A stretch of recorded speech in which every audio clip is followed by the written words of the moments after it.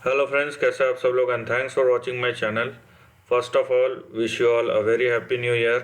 और इस सीरीज़ में क्योंकि एक और हफ्ता ख़त्म हो चुका है तो निफ्टी और निफ्टी बैंक का वीकली सीरीज़ का एक और सेशन है। और क्योंकि ये साल का पहला दिन है तो ये एक बहुत स्पेशल सेशन होगा, क्योंकि हम यहाँ पे 2022 का जो अपकमिंग प्रीव्यू है उसको करने की कोशिश करेंगे कि किस तरीके का ट्रेंड रह सकता है ओवरऑल निफ्टी और बैंक निफ्टी के लिए। तो हम वैसे तो वीकली बेस पे जाते हैं कि अगले हफ्ते क्या होगा, लेकिन इस वीडियो में हम डिस्कस करेंगे कि 2022 में जो ट्रेंड है वो किस तरीके से रह सकता है। तो बहुत इंटरेस्टिंग रहने वाला है। एक तरीके से आपको एक गाइड की तरह काम करेगा, क्योंकि ओवरऑल तो हर दिन ऊपर नीचे जाते ही रहता है, लेकिन अगर हमको डायरेक्शनली ट्रेंड बता रहा है कि ओवरऑल जो ट्रेंड है वो किस तरफ जाने वाला है, तो ये एक बहुत अच्छा गाइड होता है, इंडिकेशन होता है। ठीक है, तो देखते हैं और शुरू करते हैं कि कैसा रहने वाला है निफ्टी और बैंक निफ्टी 2022 में। ये देखिए, ये आपके सामने पिछले एक साल का ट्रेंड है।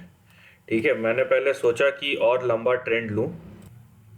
बहरहाल ये निफ्टी का चार्ट है, तो पहले तो मैं सोचा इससे लंबा चार्ट लूँ निफ्टी का, लेकिन फिर मैंने बोला जो विजिबल है, जो पिछले एक साल का परफॉर्मेंस है, 1.5 साल का परफॉर्मेंस है, उसके बेस पे हम यहाँ पे आगे का जो फोरकास्ट है वो करेंगे। यहाँ पे देखिए, मैं आपको एक चीज़ बताता हूँ। कुछ चीज़ें ना बहुत सिंपली दिख रही हैं। ये निफ्टी का चार्ट आप देखिए, और ये हम डेली चार्ट देख रहे हैं। ठीक है, इसमें आपको 1 से 3 साल का जो ट्रेंड है वो आराम से पता चल जाता है। यहाँ पे देखिए, जो मोमेंटम शुरू हुआ था वो किस तरीके का था यहाँ पे। ठीक है, यहाँ पे देखिए आपका, क्योंकि आपका पीक्स जो है एक बहुत ही अच्छा हमको रेजिस्टेंस क्रिएट करके दे रहा है। रेजिस्टेंस लाइन या टारगेट लाइन आप जो भी बोलिए, ये हमको क्रिएट करके दे रहा है। अब मैं अगर इसको बेस मानता हूँ, बहुत बार ऊपर नीचे, तो इसको मैं बेस मान के फिलहाल चल रहा हूँ, क्योंकि यहाँ से मेरे को एक डायरेक्शन मिल रहा है कम से कम क्लियर कट। और मैं ढूंढने की कोशिश करता हूँ कि इससे पहले का मोमेंटम किस तरीके का था। यहाँ पे देखिए मोमेंटम शिफ्ट हुआ है। ठीक है, यहाँ पे अगर आप चार्ट देखेंगे तो मोमेंटम शिफ्ट हुआ है। इससे पहले कुछ और मोमेंटम में चल रहा था पूरा इंडेक्स, उसके बाद मोमेंटम शिफ्ट हुआ है। तो ये रहा आपका, यहाँ पे देखिए। ठीक है, ये इससे पहले जो मोमेंटम था, उसके बाद मैं इसको और थोड़ा नीचे लाता हूँ तो मेरा मोमेंटम कहाँ पे था वो देख लीजिए। तो यहाँ पे मोमेंटम जो है शिफ्ट हो गया धीरे धीरे धीरे धीरे। जाहिर सी बात है, इतने स्पीड से इंडेक्स नहीं जा सकता हर साल, नहीं तो फिर तो मतलब आपको एक साल में 1 लाख दिख जाता निफ्टी पे भी। तो ये हमारा पिछला जो इंडेक्स था इस तरीके से था, राइट। और अभी यहाँ पे देखिए, जो ट्रेंड शिफ्ट हुआ है ये ट्रेंड बाहर चले गया है। ठीक है, ये भी हमको दिख रहा है एकदम क्लियर कट। ये देखिए, ये बाहर चले गया है। तो अभी जो ट्रेंड है कुछ इस तरीके का है। ठीक है ना। तो ये देखिए, ये हमारा अभी का ट्रेंड है, और सपोर्ट लाइन भी हमारा बन चुका है एक तरीके से। तो इसको अगर हम ध्यान रखते हैं तो हमें जो चीज़ नीचे देखना है वो है 16,500, जिसके आसपास से निफ्टी जो है लौट के वापस आया ऊपर की तरफ। तो हमें ये ध्यान रखना है कि निफ्टी जो है 16,500 के नीचे नहीं जाना चाहिए। ये हमारा पहला कंडीशन है। उसके बाद क्या है, उसके बाद अगर हम देखेंगे, हमारा जो ऊपर का रेंज है जो कि रेजिस्टेंस रेंज होने वाला है वो है 19,000 से 21,000। ठीक है, क्योंकि हम ये नहीं बोल सकते कि निफ्टी कल ही एकदम ऐसा जाएगा या ऐसा जाएगा ऐसा जाएगा, इसलिए हमने ये रेंज रखा है 19,000 से लेके 21,000 तक हमारा रेंज है। अब देखिए यहाँ पे क्या हुआ है कि ये एक पहले रेंज था, ठीक, और उसके बाद ये रेंज तोड़ के निफ्टी नीचे निकल गया है। ठीक है, यहाँ पे देखिए, ये पहले रेंज था, उसके बाद ये निफ्टी रेंज तोड़ के नीचे निकल गया। तो अभी ये जो नीचे वाले लाइन है ना, जो आपके प्रीवियस रेंज है, वो रेजिस्टेंस की तरह काम करेंगे। इसीलिए जो 19,000 से 21,000 है ना, ये टारगेट नहीं है, बल्कि आप एक तरीके से समझ लीजिए रेजिस्टेंस है। और जब तक निफ्टी फिर से इस लाइन के अंदर एंटर नहीं करेगा, ठीक है, निफ्टी जो है इस लाइन को ऐसे एंटर नहीं करता है, तब तक ओल्ड जो ट्रेंड है, जो पुराना ट्रेंड है, वो एक्टिवेट नहीं होने वाला है।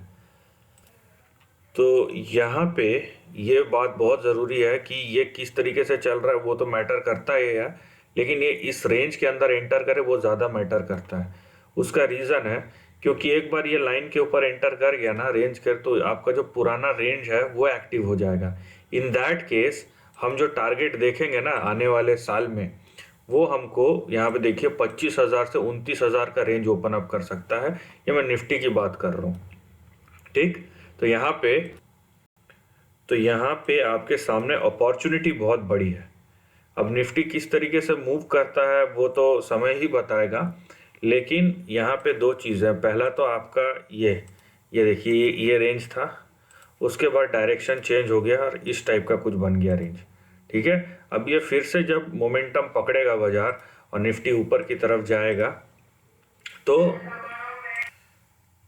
यहाँ पे देखिए एक बहुत बड़ा अपॉर्चुनिटी भी है, और हमें ये भी देखना पड़ेगा कि ये जो आने वाला मोमेंटम है वो किस तरीके से निफ्टी को लीड करता है और हम आगे कहाँ जाते हैं आने वाले दिनों में। लेकिन ये इस सीरीज़ में या इस वीडियो में मैं जो बता रहा हूँ अगले एक हफ्ते का नहीं, एक गाइडलाइन की तरह मैं डिस्कस कर रहा हूँ कि 2022 में हमारा ट्रेंड किस तरीके से रहने वाला है या रह सकता है, ठीक है। तो ओवरऑल ये एक फोरकास्ट है और अगले हफ्ते से जो हम कंटिन्यू करेंगे रेगुलर, क्योंकि एक गाइडलाइन मिल जाए पूरे साल के लिए, या ये ना केवल आप लोगों के लिए है बल्कि मेरे लिए भी यही है। मैं कोई अलग से नहीं बनाता, तो जो भी डिस्कशन हो रहा है ये हम सबके लिए है और हम सबके लिए गाइड की तरह काम कर सकता है, ठीक है। तो ये निफ्टी का कुछ ट्रेंड है, तो आगे अगर मोमेंटम बहुत फास्ट होता है तो अपॉर्चुनिटी भी है ना। और आपको जो देखने मिलेगा कि भाई 1,000 पॉइंट 2,000 पॉइंट वैसा नहीं, वो वैसा बाजार कभी भी नहीं चलता है और ना चलेगा। तो हमारे सामने अपॉर्चुनिटी बहुत बड़ी खुल सकती है, और ख़ासकर अगर इकोनॉमी जो है वो ग्रोथ पाथ पे फिर से लौट जाए, तो ये सब जो आपको देखने मिल रहा है ना मोमेंटम, जब असली में पकड़ेगा तब सबके होश उड़ जाएंगे।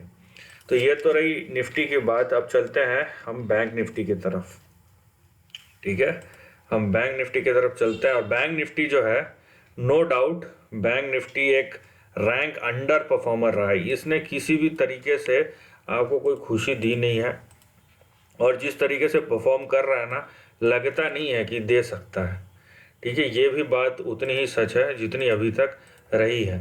तो ये बात दिमाग में मत लाइए, मैं ये चीज़ पिछले कई महीनों से बोल रहा हूँ। आप अगर मेरा निफ्टी और बैंक निफ्टी का वीकली सीरीज रेगुलरली देखते हैं, पिछले एक साल से अगर देख रहे हैं, तो मैं कई महीनों से बोल रहा हूँ कि निफ्टी और बैंक निफ्टी में आप बैंक निफ्टी चलेगा तो निफ्टी चलेगा, ये ऐसा मत सोचिए। 2020 के बाद चेंज हो गया है, क्योंकि जब पूरी इकोनॉमी चलती है तो निफ्टी को सपोर्ट देने वाले बहुत हैं, ठीक है। बैंक निफ्टी जो चलेगा तो निफ्टी को एडिशनल सपोर्ट मिलेगा, एडिशनल उसको स्ट्रेंथ मिलेगा ऊपर बढ़े। लेकिन अगर बैंक निफ्टी नहीं चलेगा तो निफ्टी नहीं चलेगा, इसका कोई अभी ये एक ओपन सीक्रेट है कि ये ऐसा नहीं रह गया है। तो अगर आप ये सोच के चल रहे हैं तो कहीं ना कहीं आप बाजार से बिल्कुल अलग ही सोच रहे हैं, तो ऐसा मत कीजिए, ठीक है। फिलहाल जो हमारा रेंज है बैंक निफ्टी का, अब देखिए बैंक निफ्टी आउट परफॉर्म करने की कोशिश किया था। बैंक निफ्टी जो है ये आउट परफॉर्म करने की कोशिश किया था, लेकिन उसके बाद ये अंडर परफॉर्म करना शुरू हो गया। तो आप अगर ओवरऑल रेंज को देखते हैं ना, इस तरीके से कुछ ट्रेंड बनेगा, ठीक है। ये हम बड़े से एक रेंज के बीच में, जहाँ पे आपको दिख रहा है नीचे से क्या है ऊपर से क्या, आपको सब कुछ यहाँ पे क्लैरिटी के साथ दिख जाएगा। फिलहाल जो ट्रेंड है वो कुछ इस तरीके का। तो इसका देखिए निफ्टी का थोड़ा सजा सजाया चार्ट है, वहाँ भी इतना सारा कुछ नहीं है। बैंक निफ्टी पूरा फैला हुआ है, इधर से भी उधर से भी, हर तरीके से फैला हुआ है बैंक निफ्टी। यहाँ पे ये चीज़ ध्यान देने वाली बात है।